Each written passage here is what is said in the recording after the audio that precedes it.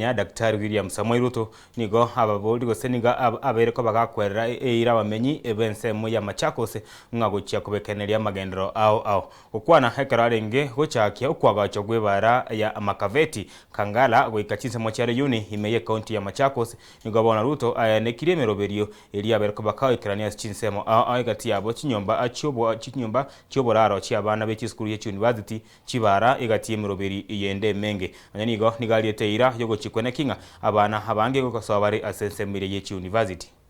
Leo mimi nimefika hapa kuanzisha hii barabara ya kutoka hapa Makaveti kwenda Changala mpaka Iuni, tuunganishe lami ya pande hii na lami ya pande ile.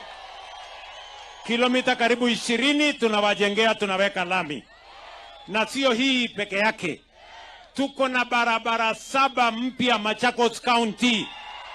Tumeweka pesa bilioni 2 kwa bajeti yetu kujenga barabara kilomita 200 mpya hapa Machakos County, na kuendeleza zile zingine barabara 8 ambazo zilikuwa zimekwama pale mbeleni.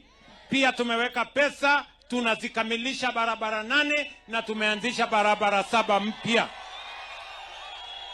Jameni, watu wa Machakos, mnasema tuendelee ama tuendelee? Tuendelee na hii kazi.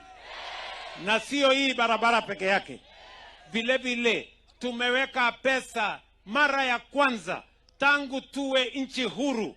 Tumeweka pesa bilioni 35 kwa program ya housing, ya market na ya hostels ya watu wa hapa Machakos County. Nyinyi mnanielewa? Nikiongea na nyinyi, si mimi nilikuja kupatiana manyumba ilikuwa tayari hapa Machakos. Sasa iko nyumba ingine 11,000 tunajenga. Iko soko 20 mpya tunajenga ya Machakos County. Iko hostels ya watoto wetu pale Machakos University. Tunajenga hostel ya watoto 2,500.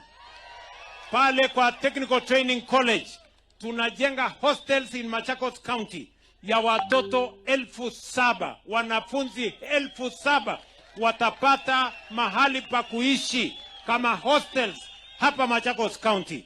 Na tumeweka pesa ya kutosha kwa sababu ya program yetu ya housing. Nyinyi mnanielewa jameni? Mnasema tuendelee ama tuendelee? Tuendelee ama tuendelee?